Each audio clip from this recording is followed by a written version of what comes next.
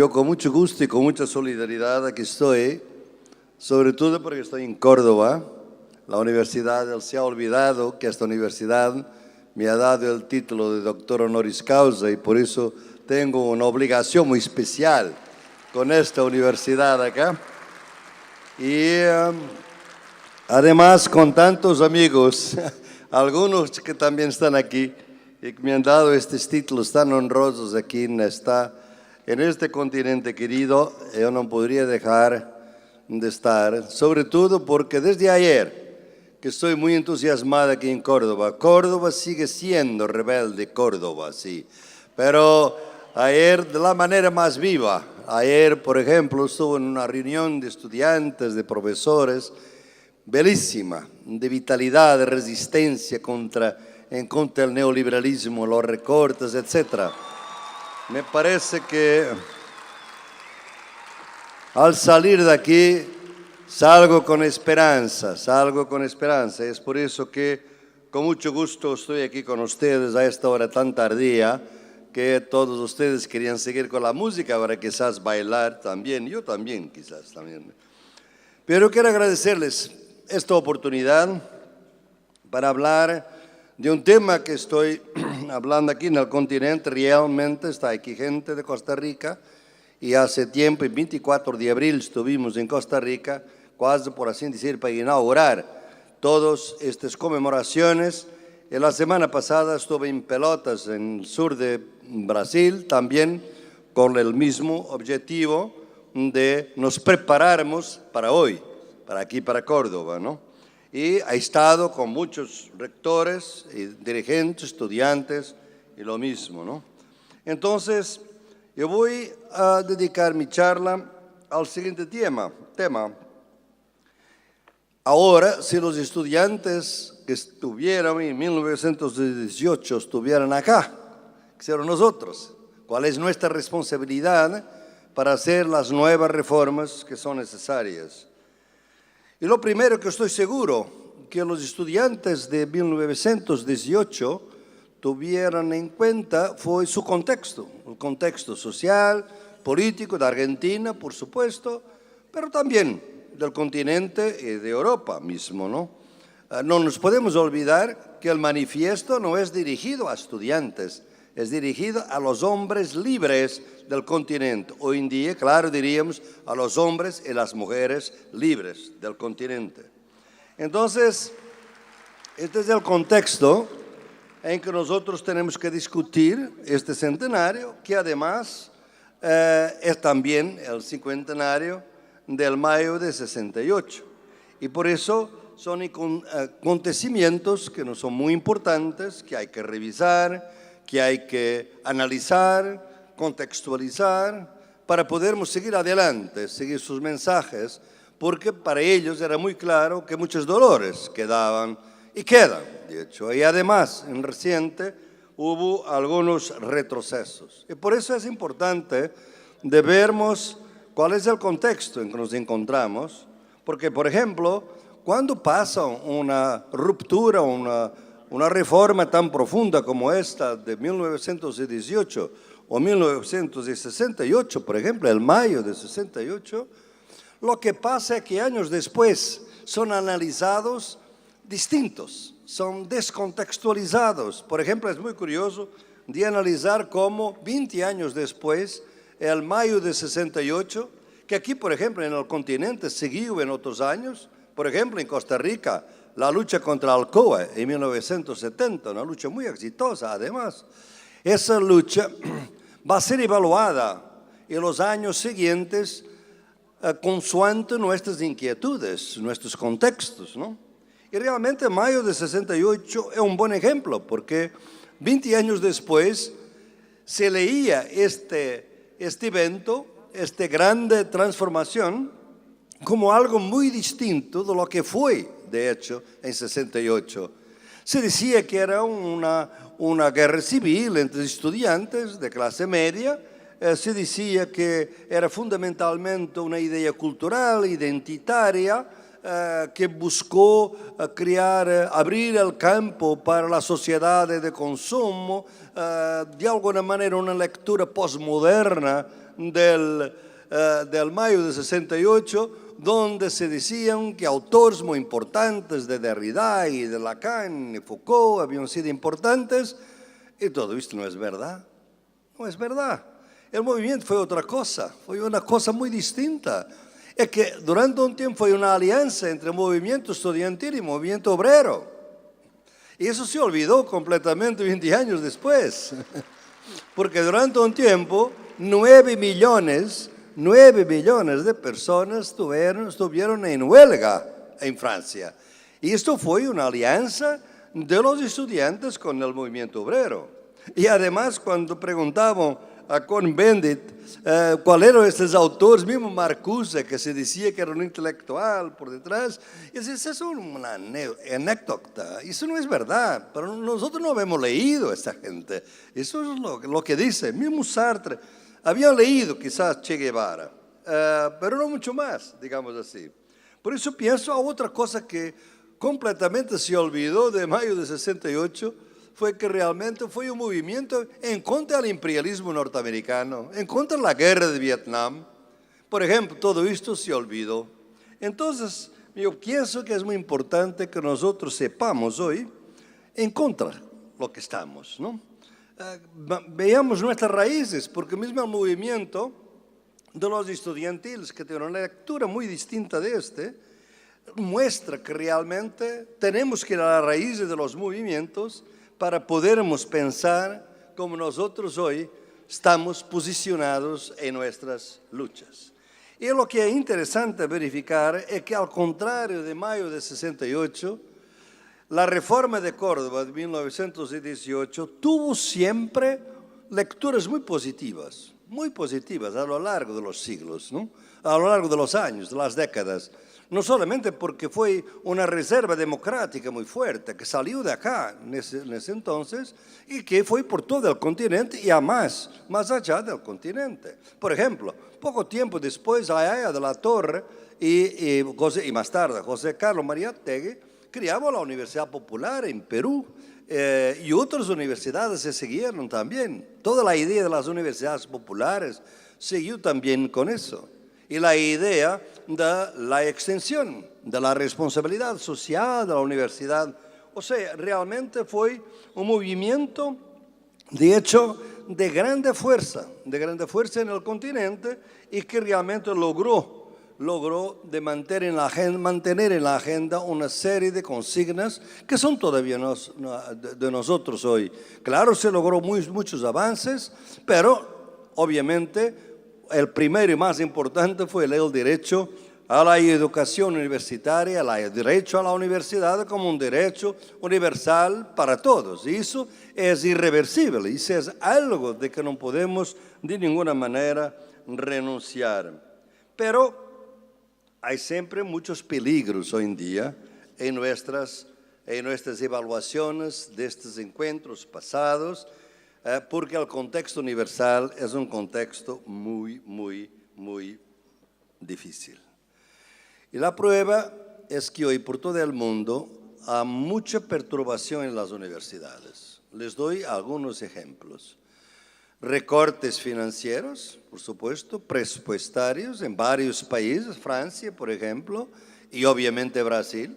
Es un caso dramático de recorte financiero para destruir realmente la universidad pública.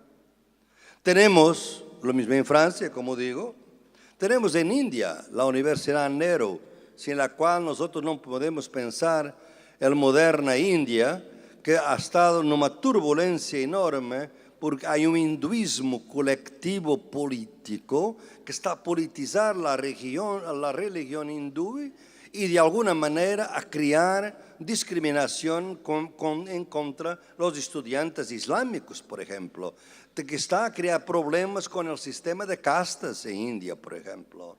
Claro, a Sudáfrica, un caso que acompaño muy de cerca, donde los estudiantes negros empezaron a entrar dentro de la universidad después del fin del apartheid, pero entraron los estudiantes, no entraron profesores negros. Los negros continúan siendo, los profesores siguen siendo los blancos de siempre. Y además, Los contenidos no se cambiaron.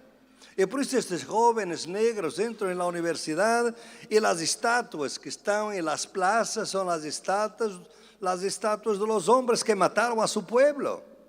Como aquí en el continente también hay muchas estatuas de hombres que han matado los mapuches, que han matado los afrodescendientes aquí en este continente. Y por eso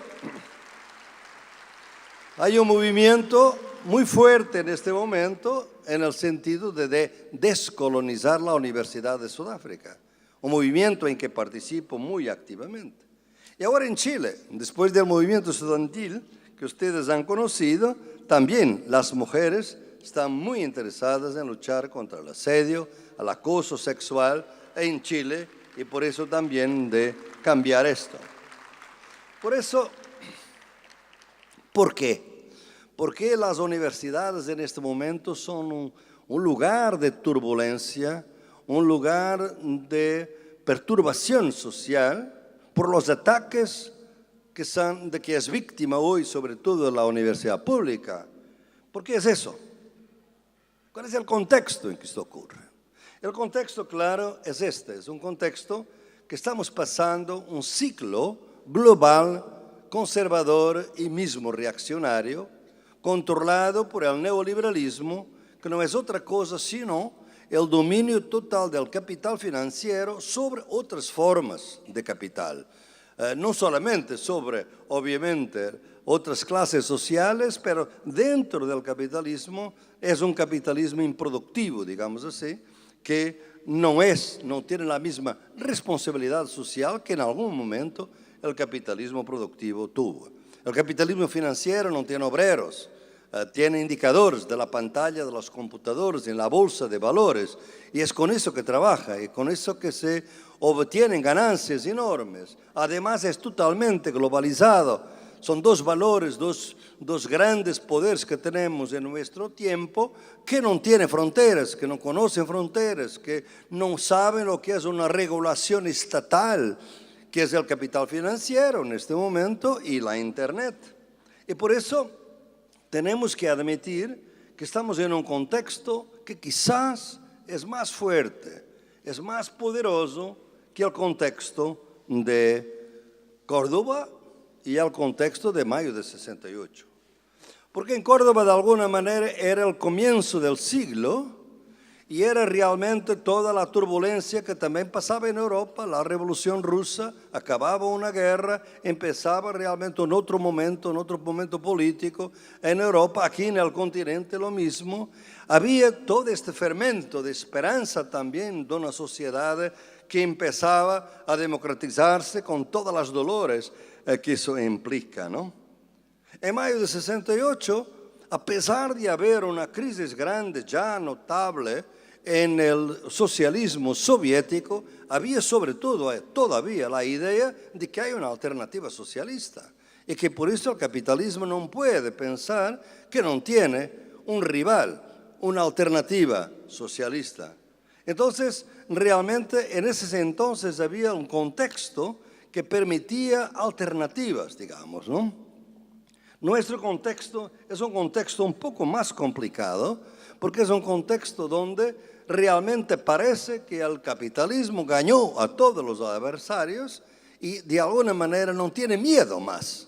Es un capitalismo sin miedo y que implica que toda la gente del mundo pueda tener miedo excepto una pequeña minoría del 1%. Es realmente un enemigo muy fuerte, con lo cual nosotros nos tenemos que evaluar y que luchar en este momento. ¿Cuáles son las características de este movimiento ahora? Nos podemos decir que lo que el neoliberalismo está intentando es hacer algo que podemos llamar el capitalismo universitario. Él empezó con la idea de que la universidad debía ser relevante para crear competencias, cualificaciones que el mercado exige. Más tarde empezó a decir que también no hay un derecho a la educación, porque realmente quien puede pagar la educación. hay también un intento muy grande a la privatización de la educación y una fase final que es la idea de que la universidad no tiene simplemente que producir cualificaciones para el mercado, ella misma tiene que ser un mercado y para ser un mercado tiene que ser gobernada como si fuera una empresa, la universidad como empresa.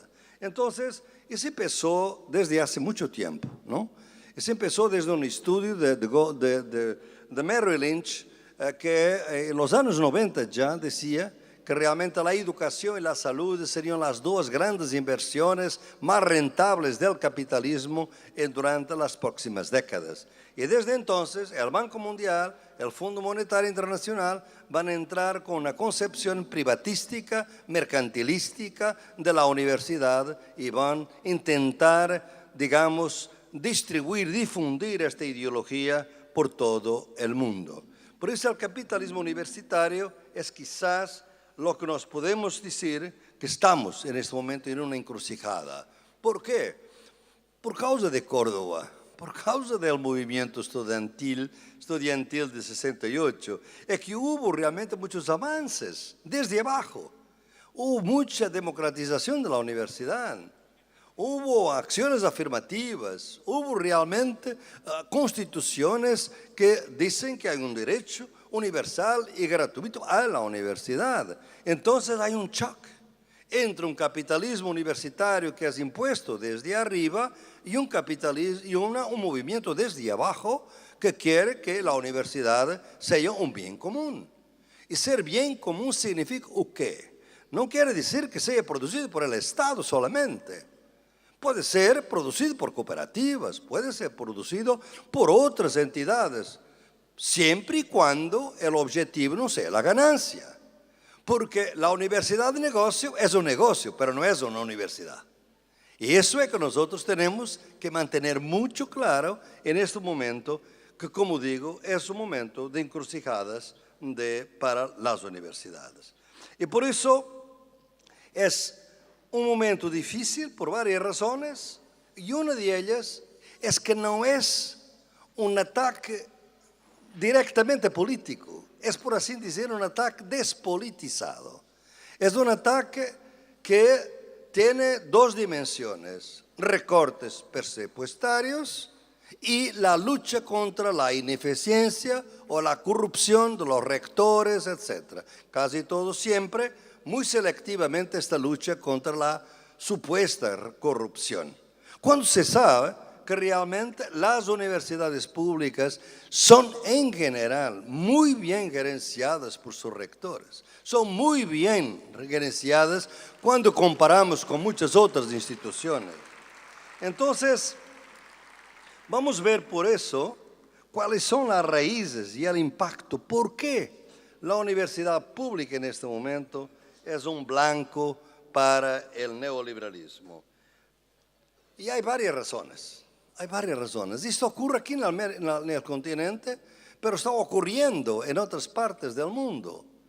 Y eso es que nos debe llamar la atención. Es un movimiento global que va a exigir también una respuesta continental, por supuesto, sino también una respuesta global. Porque en Europa tenemos el mismo, ¿no? Las universidades públicas, recortes presupuestarios, la idea de la privatización, todo eso. No, el proceso de Bolonia fue realmente el intento de mercantilizar la universidad europea. Entonces vamos a ver por qué la universidad es en este momento un blanco.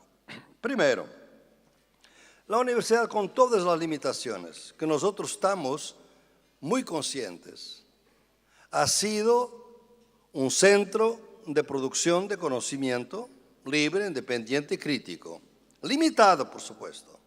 Pero los límites que nosotros, que ahora mismo hablaba de la descolonización de la universidad en Sudáfrica, los límites son resultado de nuestros logros, son el resultado de nuestras victorias. Cuanto más avanzamos en la democratización de la universidad, más vemos que hay cosas que hay que democratizar, que hay cosas que hay que descolonizar y que hay procesos que hay que despatriarcalizar. O sea, son esos límites y a pesar de todos, la universidad ha sido realmente una instancia para eso. Y eso realmente no está de acuerdo con el neoliberalismo. ¿Por qué? Porque el neoliberalismo está siendo en este momento epistemológico. Esto quiere decir que es una política sin alternativas. Yo costumo decir que nacimos en el inicio del siglo XX con dos grandes modelos de transformación social, la revolución social y el reformismo social. Estamos en el inicio del siglo XXI sin ninguno de ellos, de alguna manera. No vemos reformismo, al contrario, vemos la crítica de la socialdemocracia, la crítica de los derechos sociales, económicos y políticos, y tampoco la revolución parece estar en la agenda política. Entonces, esta ausencia de alternativa que el neoliberalismo intenta de producir todos los días en nuestras cabezas con el monopolio de los medios, con el monopolio de la información. Y por eso, si no hay alternativa, no hay política, porque la política es sobre alternativas. Si no hay alternativas, no hay política. Y es por eso que muchas de las medidas en contra de la universidad pública no parecen políticas, son recortes financieros. Un recorte financiero no es una actitud ideológica.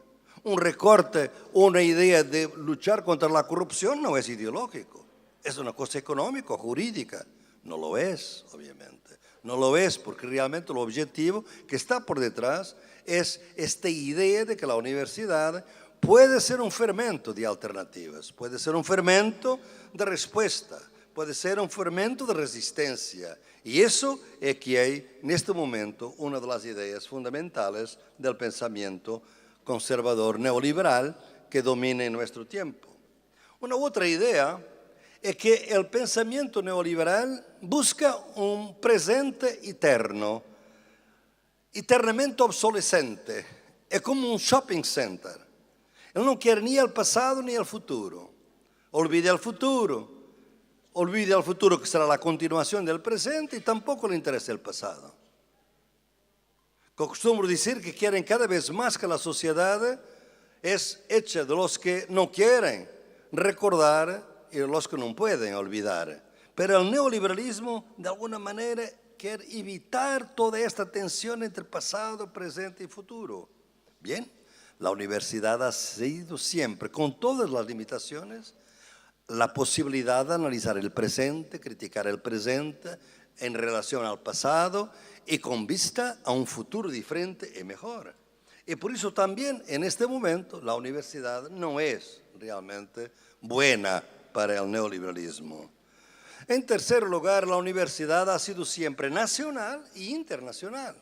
Desde hace mucho tiempo, que es así.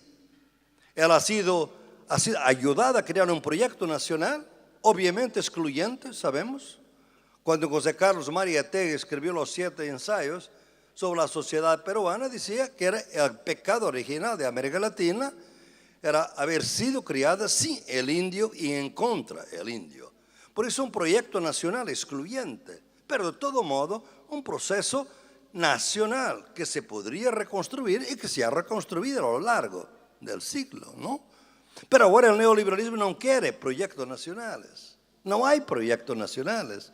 Ustedes, los que están aquí de Brasil, han visto dramáticamente lo que pasa con la Petrobras, que es exactamente la destrucción de cualquier proyecto nacional de derechos a la salud, a la educación, con base en la riqueza nacional.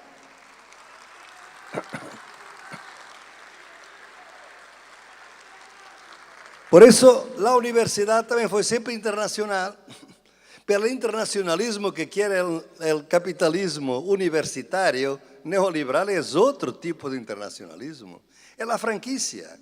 Es las universidades de todo el mundo poderem comprar productos académicos de educación universitaria que el Banco Mundial llama terciaria en todo el mundo, registrados, reconocidos como mercancía. Eso es que es la internacionalización, no es la internacionalización solidaria que siempre existiu entre universidades con base en la idea de un bien común.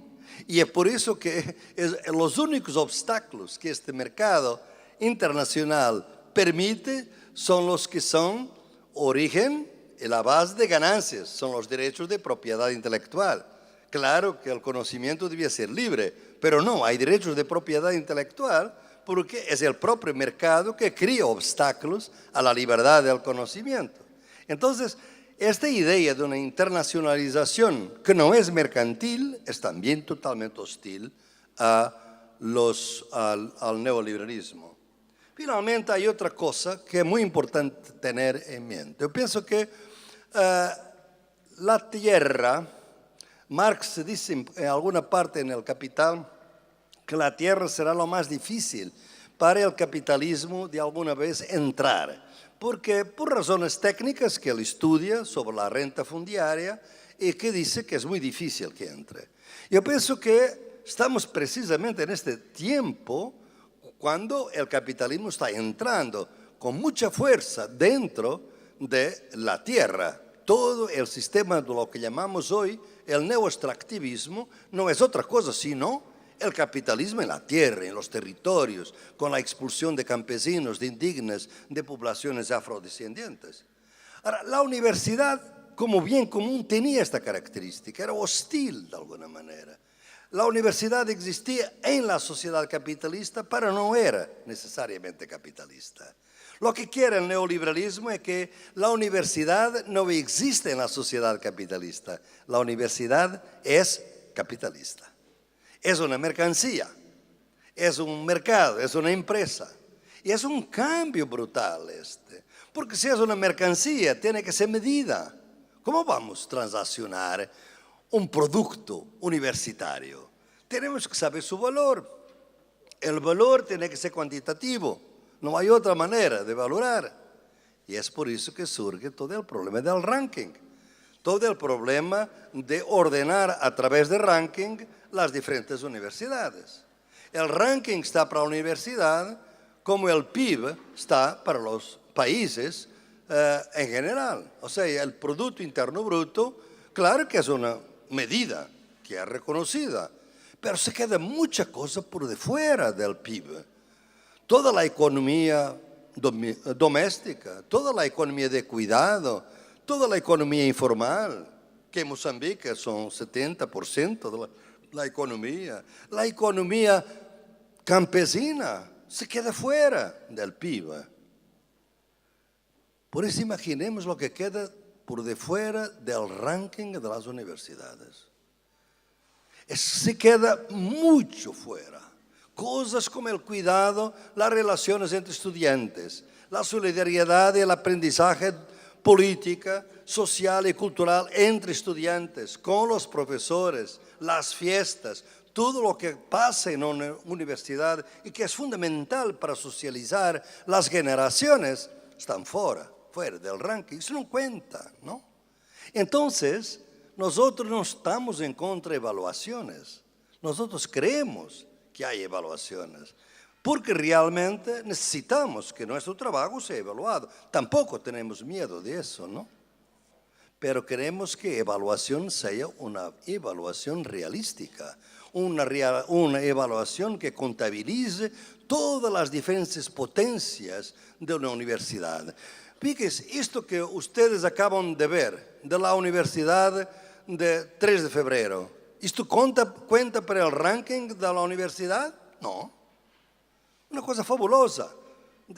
Afirmación de arte, no sé si los tambores, las mujeres de la tamborileira hicieron también de la universidad, quizás son, ¿no? Pero no tomé nota. Pero este grupo es de la universidad. Entonces, toda esta emoción artística que nos lleva a un otro mundo, porque realmente el neoliberalismo nos dice que la universidad está desconectada. No está desconectada. Porque cuando dicen que está desconectada, básicamente, cuando dicen que está desconectada, es desconectada con los mercados. No está desconectada con el mundo, con las posibilidades de infinito que nuestras sociedades crean, con estas posibilidades de creatividad, de innovación, que no es innovación industrial, es innovación de la vida, de la subjetividad. Eso sí, muestra que la universidad tiene esa potencia. Pero nuestros males vienen desde largo tiempo. En un estudio reciente, yo he estado viendo cómo las jerarquías entre los derechos humanos empezaron en el siglo XVI y siglo XVII. Es muy interesante, porque era una historia completamente olvidada. Yo me di cuenta que John Locke, por ejemplo, que es un gran teorizador de la democracia y los derechos humanos, todos nosotros sabemos que él era propietario de esclavos, etc. Pero fue estudiar un poco a fondo esto, ¿no? Pero Locke es claro que los derechos humanos, además de ser derechos para la sociedad metropolitana, no para la sociedad colonial, lo que llamo la línea abisal, los que conocen mi trabajo, él tiene la noción que hay un derecho humano por encima de todos los otros. Ese derecho humano es el derecho a la propiedad individual. Y lo hace muy claro en sus trabajos. Esa es la primacía. Al mismo tiempo, un gran teólogo, que mucho admiro, además su trabajo fundamental, Francisco de Vitoria, también habla de los derechos humanos de una manera muy fuerte, pero defiende que hay un derecho que tiene la primacía sobre todos los otros, el derecho al libre comercio. Este derecho tiene primacía, era así que lo justificaba Vitoria, porque tiene primacía sobre la soberanía de los estados o de las organizaciones políticas que los colonizadores van a encontrar en el Nuevo Mundo. Claro, por eso tiene primacía. Junte los dos, propiedad individual y libre mercado. Y ustedes tienen hoy la primacía de los derechos de los mercados sobre todos los derechos humanos. Es esta la realidad que vivimos hoy. Es una coyuntura donde estos dos derechos tienen la primacía sobre todo. Por eso nadie sorprende cuando usted está en la televisión o mirando los periódicos que hay elecciones y lo que pasa de inmediato. ¿Cuál es la reacción y de inmediato en la prensa y en la televisión? ¿Cuál fue la reacción de los mercados? Los mercados no les gustó esta elección. Los mercados están satisfechos con este candidato, no están satisfechos con el otro. Derecho de los mercados, como el derecho humano, que no es humano, es un derecho deshumano, pero que tiene la primacía sobre todos los derechos humanos. Ahora, la universidad ha sido un punto de resistencia y en la medida en que resistencia es un blanco para el neoliberalismo. Lo que quiere es que el derecho de los mercados tenga primacía también dentro de la universidad. Entonces me parece que es claro dónde viene todo esto, dónde viene toda esta idea de transformar el mundo de todas las posibilidades en un mundo que es fundamentalmente el mercado y la mercancía.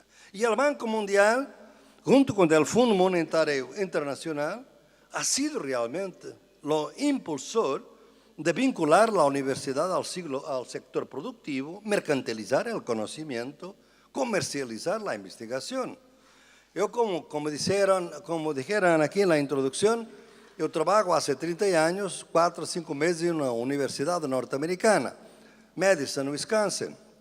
Bien, las ciencias sociales y humanas pasan por crisis enormes, departamentos que cierran, recortes financieros todos los días.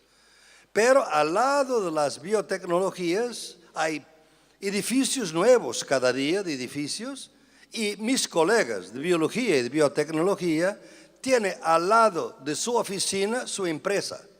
O sea, la empresa está dentro de la universidad. Y esto es una promiscuidad total. ¿Por qué? Porque parte la idea de que el único conocimiento que tiene valor es valor de mercado. El conocimiento que no tiene valor de mercado no tiene valor. Y esto, a mi juicio, es lo que va a matar la universidad a largo plazo.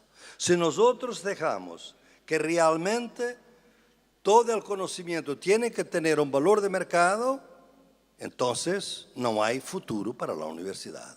Este es el dilema muy fuerte en que estamos, ¿no? Porque además el neoliberalismo está diciendo una cosa brutal, brutal.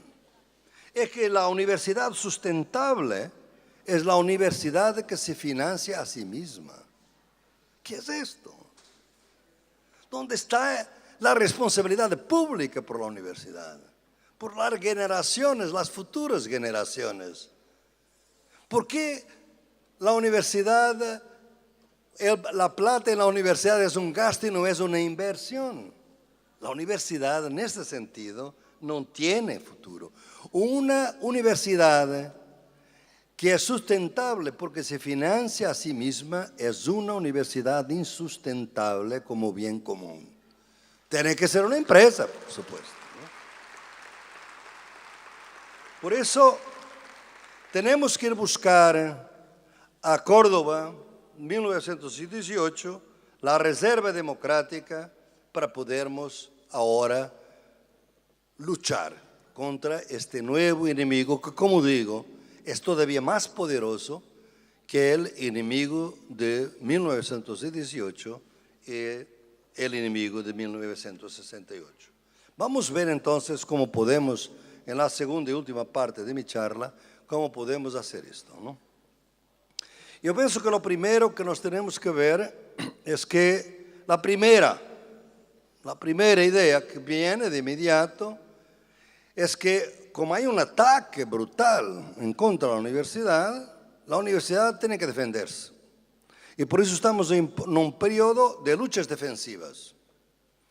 Por supuesto, hay que defender lo que logramos y que pensábamos que era irreversible. Pero una lucha defensiva, a mi juicio, en este momento, tiene que radicalizar las posibilidades. O sea, si la lucha defensiva no nos sirve completamente en este momento, la universidad tiene que saber que los límites tienen límites, que los límites no son rígidos, que hay que empujar, que hay que intentar romper los límites. Y para eso hay que radicalizar la lucha democrática de la universidad por el derecho a la universidad y la universidad por un bien común. Y eso, ¿cómo lo vamos a hacer? ¿Cómo lo vamos a hacer? Yo pienso que está siendo hecho. O sea, tenemos conciencia de esta radicalización. Primero, vamos a ver el contexto. Para nosotros, yo pienso que aquí muchos de nosotros que fueron muy influenciados, yo propio, por Marx, ahora tienen que repensar también mucho de lo que Marx ha dicho. Y una cosa que él ha dicho fue una célebre tesis 11 en que dice contra Ludwig von Feuerbach que realmente los filósofos hasta ahora han pasado el tiempo a interpretar el mundo, ahora hay que transformarlo. Yo pienso que nosotros hoy en día tenemos que reinterpretar el mundo para poder transformarlo. Tenemos una otra epistemología, tenemos necesidad de una otra epistemología para podermos avanzar en esta lucha. Vamos a ver cómo eso se hace. Primero, la dominación que nos domina hoy en día es una dominación tríplice, tiene tres cabezas: capitalismo, colonialismo y patriarcado o heteropatriarcado. Este es una ilusión para nosotros. Habermos pensado que el colonialismo terminó con las independencias. No, el colonialismo existe hoy. Es cierto que en este auditorio la gente va a pensar, no, eso es una tontería de sociólogo y tal. No. Hablen con los movimientos indígenas, hablen con el movimiento afro, por los quilombolas, hablen con todos los pueblos de las favelas. Ellos saben que hay colonialismo, ellos saben que hay racismo, ellos saben que hay xenofobia. Entonces, la sociedad es esa.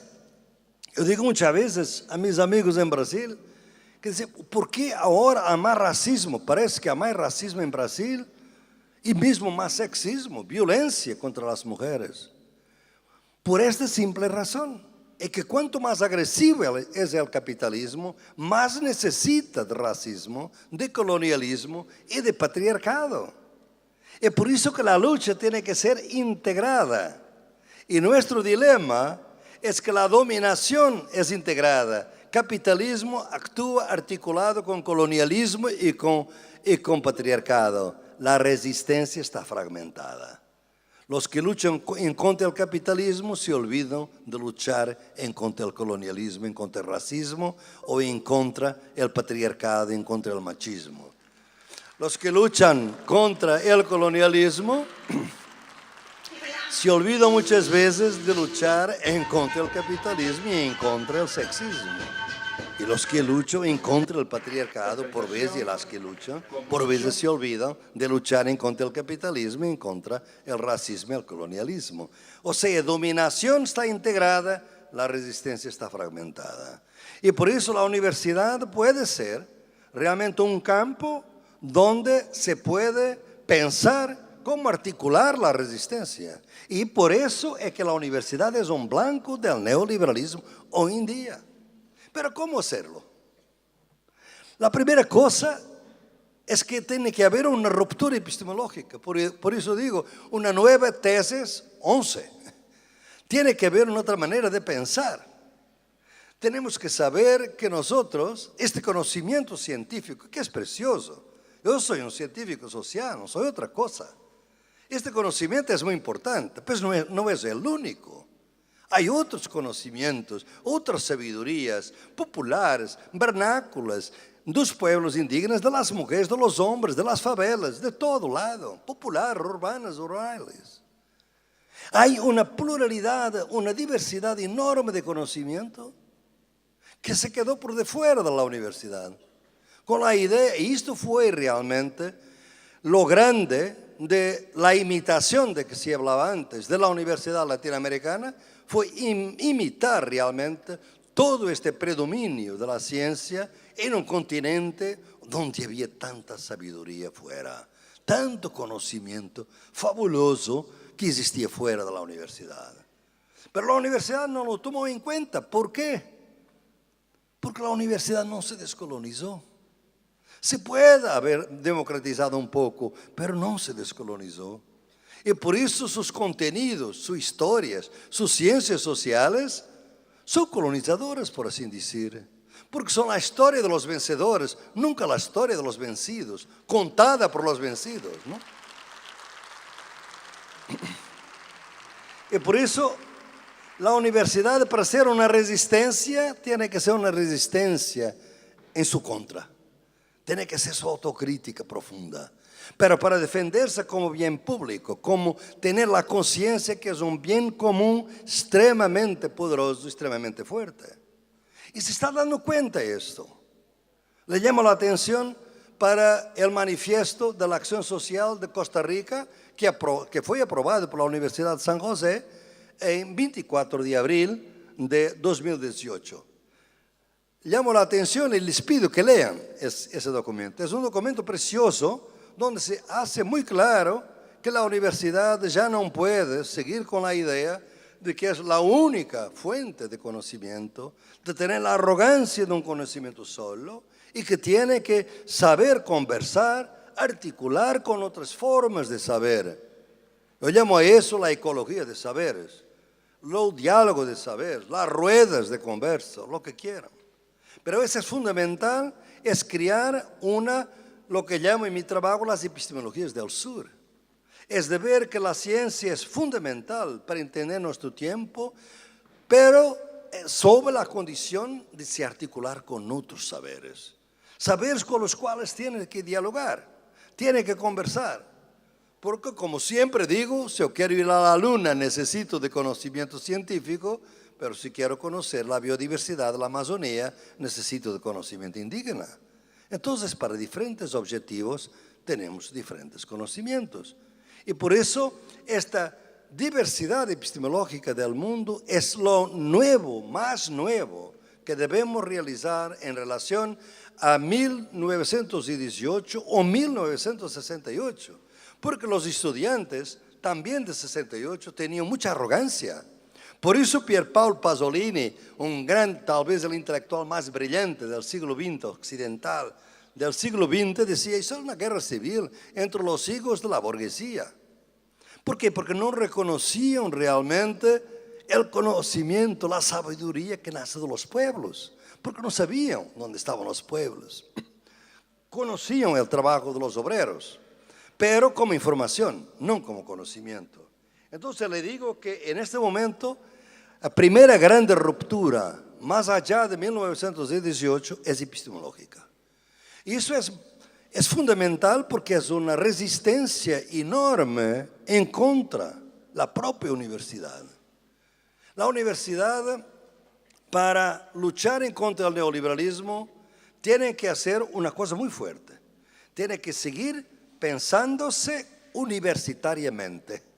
No como una empresa, pero como una universidad. Eso es fundamental. Pero no como la universidad de siempre. Tiene que ser una universidad que se refunda epistemológicamente. Y es por eso que el enemigo de la universidad no está solamente fuera, el enemigo está dentro de la universidad. Porque muchos realmente de nuestros colegas muchas veces no entienden que deben articularse con otros saberes, deben articularse con otros conocimientos para poder de alguna manera seguir con sus teorías. No es de ninguna manera decir o menosvaluar el conocimiento científico. Yo no puedo menosvaluar mi conocimiento, al contrario.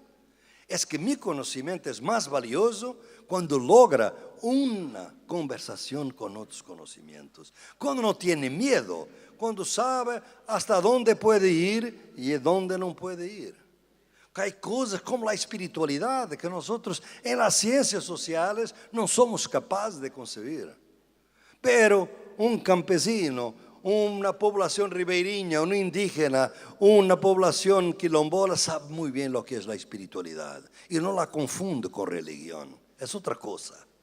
Entonces necesitamos de esta articulación novedosa entre saberes para podermos seguir al inicio, al principio. Y aquí está la segunda ruptura en relación a 1918. ¿Es dónde está ese conocimiento? No es en las clases urbanas de Córdoba, en las clases urbanas que los estudiantes querían cada vez más dentro de la universidad, las clases medias. No, son las clases empobrecidas, los de abajo, los excluidos, los que son víctimas de colonialismo y de patriarcado también. Son los cuerpos racializados y sexualizados de nuestro tiempo. Y ahí, en las comunidades donde hay una exclusión abisal, como lo llama en mi epistemología. Hace poco tiempo estaba en el Foro Social Mundial de Salvador y fui a trabajar con las mujeres de Ilha de Maré, en la Bahía de Todos los Santos, que son marisqueras, trabajan con el marisco, que está siendo totalmente poluido por las empresas alrededor, porque lanzan todos los agrotóxicos y todos los productos tóxicos en la Bahía de Todos los Santos. Y cuando hablé con un político, diciendo, ¿qué es esto? Ustedes están destruyendo la economía de estas mujeres, que parte de ellas es un quilombo, ¿no? Y el político me contestó, es una isla de pretos, es una isla de pretos. O sea, no vale. Están excluidos del otro lado de la línea abismal. No son verdaderamente humanos, son desechables, son subhumanos. Y nuestra sociedad está hecha de esto. Y la universidad, de hecho, a lo largo de los siglos, fue quien diseñó mejor la línea abismal. Esta línea abismal entre la sociabilidad metropolitana y la sociedad colonial. Entonces, esta universidad tiene que repensarse y refundarse para ser una universidad post-abismal. Una universidad que denuncia esta línea abismal para poder realmente realizar encuentros entre los que están excluidos de una manera abisal y los que no son. Y para eso es necesario realmente articular la resistencia, porque la resistencia anticapitalista es muchas veces de una exclusión en contra de una exclusión no abismal. ¿Por qué? Porque hay derechos, los trabajadores cada vez tienen menos derechos, cada vez más hay trabajo esclavo, pero hay algunos derechos. Pero la población que es víctima de racismo, que es víctima de violencia doméstica y de feminicidio, no son verdaderamente humanos, es una exclusión abisal, abismal. Como digo, para ellos no hay derechos humanos, no son sujetos de derechos humanos, son objetos de discursos de derechos humanos. Y es por eso que la universidad tiene aquí una responsabilidad enorme en este sentido. Pero hay una otra cosa que resulta de esto. Por eso, ruptura epistemológica por un lado y atención a los de abajo, a las clases populares, que es muy difícil para la universidad. ¿Por qué? Porque fueron siempre las clases despreciadas por la universidad. La universidad creó una hostilidad enorme en relación a las poblaciones de las periferias de sus ciudades, pero se está reconstruyendo ahora. ¿Por qué? La universidad tenía el conforto del apoyo de las élites. Ahora las élites no apoyan la universidad pública, porque ellos mandan sus hijos para las universidades globales del neoliberalismo global de Europa, de los Estados Unidos y de Canadá. Y por eso no confían en las universidades públicas para sus hijos. Y por eso perdieron prioridad en la universidad. La universidad tiene que buscar nuevos aliados.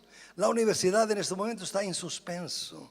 Ni las élites creen en la universidad y la apoyan, y los de abajo están muy lejos de la universidad, muy desconfiados. Y por eso hay que crear una confianza. Y esa confianza se crea con una otra epistemología. Imagínese usted, si yo puedo crear confianza cuando voy con mi grabadora para una comunidad a hacer entrevistas a los favelados, a las poblaciones de las periferias, de las barriadas, pedir información para mis estudios. No puedo crear confianza, porque estoy a transformarlos en objetos de mi investigación. No son sujetos de conocimiento, me dan información, el conocimiento es mío. Eso es errado. Tenemos que pasar de conocer sobre a conocer con, a transformar la idea de que no hay información, hay otro conocimiento. Tenemos que luchar contra las metodologías extractivistas. No es simplemente la minería que es extractivista. Nuestros sistemas de metodología en ciencias sociales muchas veces son extractivistas también. Por eso me parece que hay aquí un campo de experimentalismo nuevo. ¿Y cuál es ese campo? Ese campo voy a reducir en 2 o 3 ideas donde veo este experimentalismo que tiene, de alguna manera, es nuestra respuesta ofensiva. O sea, la universidad está a ser desinstituida a través de su transformación en una mercancía, en una empresa. Este es un proceso de desinstitucionalizar la universidad, desinstituirla. Por eso nós estamos entrando en una fase constituyente e instituyente de la universidad. La universidad tiene que saber refundarse en otras formas a través de la innovación y el experimentalismo. Una de las medidas que sale directo de esto es la extensión. La extensión nunca ha sido tan importante como hoy. Pero la extensión ha sido desviada por influencia del neoliberalismo. La extensión ha sido desviada para obtener fondos para la universidad, recetas para la universidad. Esto es una perversidad. Eso no es extensión, eso es prostitución, básicamente, ¿no? Entonces, yo pienso que la verdadera extensión es la extensión que se dirige a poblaciones que no son solventes, que no pueden pagar nuestros servicios. Por eso es que son nuestros. Por eso es que con ellos que trabajamos. Pero esa extensión tienen que tener investigación. Fíjense ustedes que la parte de extensión, a pesar de estos jóvenes de 1918, la extensión fue siempre una dimensión negligenciada de la universidad. Hoy mismo no vale mucho para el ranking. ¿Cuál es el valor de la extensión para el ranking de vuestra universidad? 0. Yo soy director científico en un centro de investigación largo en Europa, en Portugal, con 150 investigadores doctorados, ¿no? Y tenemos un programa vastísimo que se llama CES, Centro de Estudios Sociales, va a la escuela. que nuestros investigadores y doctorandos van a trabajar con la escuela pública secundaria, trabajando con los profesores y con los niños en las escuelas. Miles y miles de sesiones por año, según las preferencias de las escuelas. ¿Por qué? Porque esta innovación pensamos que para buscar aliados, la universidad tiene que se aliar con la escuela pública secundaria en todos los países, ¿no? Y por eso tenemos este programa. Pero ¿cuál es el valor del programa para el ranking de mi centro? Cero. Lo que cuenta es los artículos publicados en lengua inglesa. Esta cosa ridícula que un artículo mío de 20 páginas en inglés vale más que un libro de 400 páginas que he escrito en portugués. Hay una mafia de evaluación que tenemos que revertir a través de alianzas.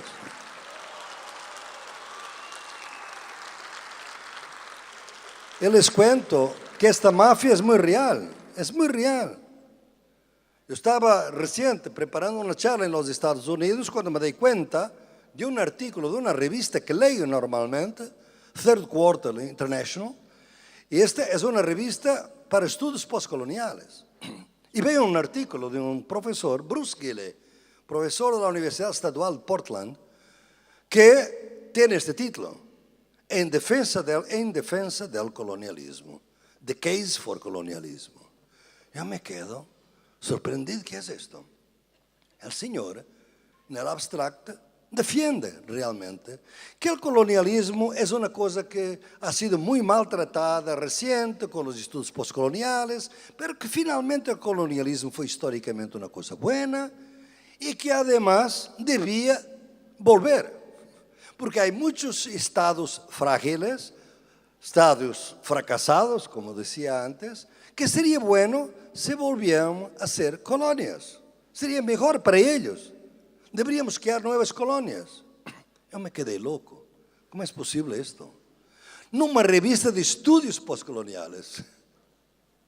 Bem, claro, foi um clamor enorme, como vocês podem imaginar. 15 miembros del International Board de la revista se demitió. Alguns deles grandes amigos, los conocía todos. Pero ¿por qué? Tenemos un peer review system, que es todo dominado, como ustedes saben. Las revistas en inglés son dominadas por dos empresas, ¿no? ¿Cuál fue el problema? Houve uma evaluação anônima. Como é que uma evaluação anônima acepta um artículo que defende o colonialismo desta maneira grosseira? Porque não é sequer uma defesa articulada cientificamente, digamos assim, é grosseira, é quase uma provocação. O que passou é que realmente o artículo foi rehusado por el peer review inicialmente. Pero el editor de la revista, hoy en día ustedes los jóvenes ven eso, que los editores de la revista tienen las posibilidades, cuando un artículo es rehusado, de buscar otros revisores, otros evaluadores. Y este editor fue a buscar evaluadores que podrían tener una posición distinta, digamos así. Y la posición fue aceptar el artículo, ¿no? Claro, el clamor fue enorme, entonces fue una gran turbulencia en el mundo científico en esta área, en inglés, por supuesto, ¿no? Y fue tanta que el autor eliminó el artículo de la revista, pero lo mantuvo en su página. Y si ustedes van a ver el número de noviembre o diciembre de Third World Quarterly, el artículo está allá, está ahí escrito. ¿Por qué? Porque él retiró de la parte electrónica, pero la revista escrita en papel ya estaba producida en la tipografía. Y por eso ese artículo está, se llama The Case for Colonialism. Entonces, estas son las miserias de nuestro sistema hoy en día. Y es por eso que yo pienso que la extensión tiene que ser una manera de buscar una investigación cuyos evaluadores no son expertos anónimos, son la gente de nuestra comunidad, con las cuales nos trabajamos, con las cuales nos podemos convivir y compartir partes de sus luchas. Es por eso que nos debemos saber que nuestro conocimiento tiene que ser también evaluado por ellos. Claro que tiene que ser evaluado científicamente, por supuesto, pero eso no basta. Y es por eso que necesitamos de llevar, después de un siglo, a una u otra generación de extensión, lo que llamo la extensión al revés. No es llevar la universidad para afuera, es traer el conocimiento no universitario para dentro de nuestra universidad. El conocimiento popular, el conocimiento de las comunidades y de las periferias. Eso me parece ser lo que nosotros hacemos. Y hay un experimento, y esta ciudad, esta universidad es pionera, porque realmente nosotros tenemos una iniciativa llamada la Universidad Popular de los Movimientos Sociales, que nosotros impulsamos a partir de 2003 en el Foro Social Mundial, y que fue aquí en 2007. Mañana vamos a lanzar el primer libro de la UPMS, la Universidad Popular, aquí en Córdoba. Dos veces que realizamos los talleres de la Universidad Popular. ¿Para qué? Para dos cosas tan sencillas. Para traer realmente, por un lado, un contacto más grande entre conocimiento académico y conocimiento popular. En segundo, para que los diferentes movimientos se conozcan mejor. Porque hay prejuicios enormes entre conocimientos. Obreros contra el movimiento feminista, movimiento campesino contra el LGBTI. Son prejuicios enormes que impiden la acción colectiva. Por eso nosotros en los talleres hay siempre diferentes movimientos, siempre articulados con diferentes temas. Y aquí en Córdoba, por supuesto, hace poco yo preguntaba al síndaco aquí de acá, si la Monsanto se había instalado aquí en Córdoba. Y él me dijo que no. Yo me reí porque realmente nosotros tuvimos aquí un taller para discutir eso durante 2 días. Y discutimos aquí en Córdoba, durante 2 días en el taller, sobre esto de tener la Monsanto aquí en Córdoba, por los debidos problemas de la polución y de la agricultura industrial. ¿Y ustedes saben cuál fue el movimiento más elocuente en nuestra reunión? No sé si alguno está por ahí. Fue fabuloso para mí. Era un movimiento por la legalización de las prostitutas aquí en Córdoba. Estas mujeres fueron fabulosas para defender al lado de los urbanos, al lado de todos los movimientos de derechos humanos. O sea, diferentes movimientos articulados para se conocer mejor. Y ahora en este momento hay varias universidades, están varias aquí, vi mismo aquí ya el rector de la Universidad de Río Grande do Sur, que ya tenemos un convenio, como aquí de Córdoba, con la universidad para realizar talleres de la Universidad Popular de los movimientos sociales. Es una innovación, a mi juicio, muy interesante para llevar a que la universidad de la extensión no sea realmente una forma de extensión, mas una forma de intensidad.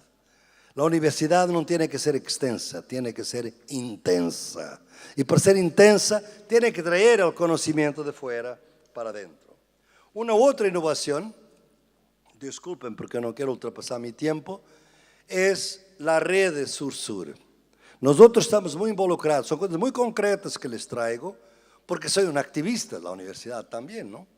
Estamos aquí varios rectores de las universidades que estamos impulsando. Yo gustaría mucho que Córdoba y otros de este continente se junten en esta red. Se llama una red de la red Sur-Sur de universidades. Es una respuesta al ataque, al acoso neoliberal. Demostrar que la internacionalización se da por el ranking. Nosotros no. Nuestra internacionalización se da por la solidaridad. Y esa solidaridad es lo que caracteriza esta red de Sur-Sur. Y esta red de Sur-Sur es una red de universidades, ya bastantes universidades públicas brasileñas y otras se van a juntar, y vean lo que leo solamente un párrafo del manifiesto y pido a todos, después si quieren contacten conmigo, con rectores, para podermos realmente ampliar la red Sur-Sur, porque vamos realmente a operacionalizarla. Dice, la red de Sur-Sur se coloca entre aquellas que demandan una herencia de la lucha por las transformaciones, estoy a leer de portugués traducindo a mi portuñol. Son procesos de resistencias y cambios que integran la ecología de saberes de los pueblos del sur que queremos cultivar. proponemos colocar estes saberes em evidência e promover uma tradução intercultural entre professores, estudantes, mulheres, jovens, negros, negras, indígenas, artistas, sindicalistas, camponeses, sem techo, sem terra, comunidades LGBTQI, uma ampla diversidade de setores que têm tanto para aprender juntos. Ou seja, esta é a ideia de intensidade de conhecimento que está na rede e los invito a todos a poder entrar. Una palabra final. La palabra final es que desde 1918 nunca la autonomía fue muy importante. Porque sabe lo que el neoliberalismo está a hacer con la autonomía. Es una cosa perversa. Yo hablando con muchos rectores, algunos están completamente conscientes, otros no están conscientes. La autonomía hoy es una adhesión voluntaria a la heteronomía. Es aceptar que tiene que ser así. Eso que es la autonomía. No puede ser. La autonomía es la capacidad de discutir autónomamente los límites de la autonomía. Porque si la universidad no los interroga, pasa a ser interrogada. Si no los cuestiona, pasa a ser cuestionada. Por eso, autonomía tiene que ser y cada vez más hoy muy contrahegemónica. Y por eso les digo, y con eso concluyo, si esta universidad está en una fase instituyente, que para se profundizar, mantener con su identidad como derecho a la universidad como un bien común, tiene que transformar muchas de sus ideas del pasado para seguir adelante con fuerza y con resistencia, entonces ela tem que ter esta característica, é que ela já não vai ser uma universidade, ela vai ser uma pluriversidade. As nossas universidades vão ser cada vez mais pluriversidades e devem admitir-se. E dentro de décadas, quizás, hablaremos da pluriversidade de Córdoba, da pluriversidade de Buenos Aires, etc. Pero não é todo. É que el ataque del neoliberalismo es tan grande que no estoy seguro que eso no exija un otro neologismo que los traigo hoy aquí para concluir. Es que la universidad tiene que pasar a la pluriversidad, pero para garantizar la pluriversidad tiene que ser también una subversidad. Una subversidad es lo que tiene que ser. Muchas gracias a todos.